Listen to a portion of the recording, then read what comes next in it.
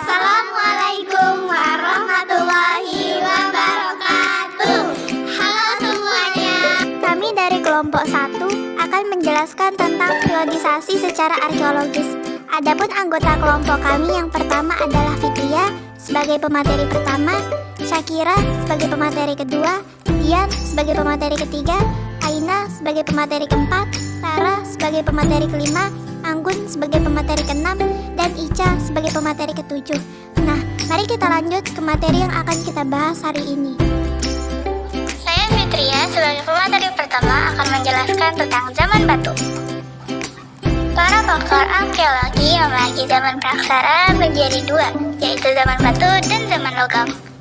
Zaman batu adalah zaman ketika sebagian besar perkakas atau peralatan penunjang kehidupan manusia terbuat dari batu.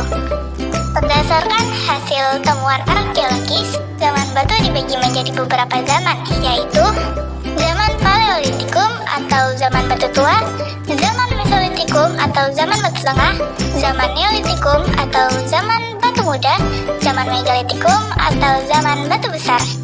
Saya Syakira sebagai pemateri kedua akan menjelaskan tentang zaman Paleolitikum atau bisa dibilang zaman batu tua.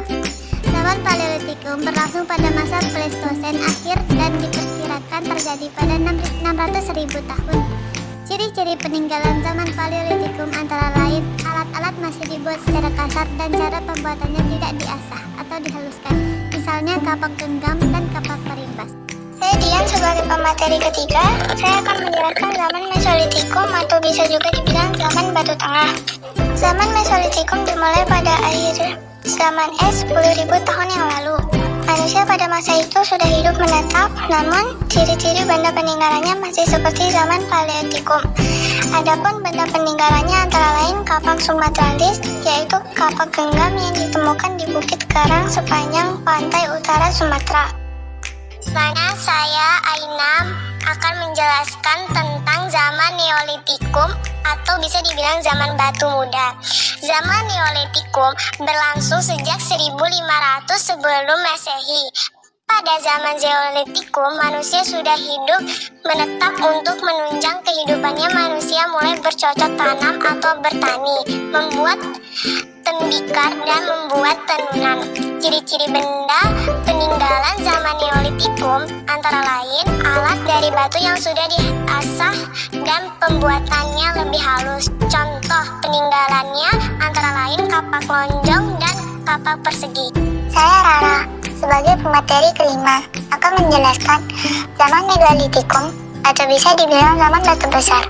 Zaman Megalitikum ditandai dengan munculnya kebudayaan dalam bentuk monumen yang terbuat dari batu berukuran besar untuk menghormati arwah nenek moyang.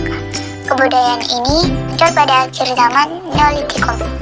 Tetapi perkembangan terjadi pada zaman Perunggu, kebudayaan Dongson.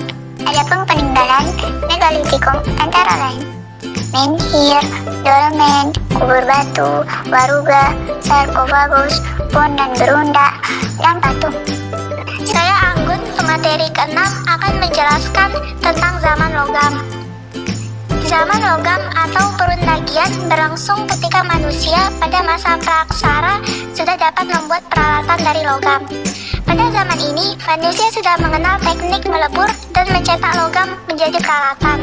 Zaman logam terbagi menjadi zaman tembaga, perunggu, dan besi. Zaman logam di Indonesia didominasi alat-alat dari perunggu, sehingga zaman logam juga disebut sebagai zaman perunggu. Masa praaksara Indonesia tidak mengalami zaman tembaga karena budaya logam masuk ke Indonesia pada zaman perunggu dan zaman besi.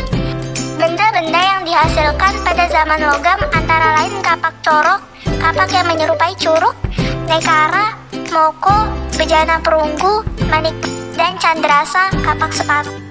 Kehidupan ekonomi pada masa perundagian juga telah mengalami kemajuan.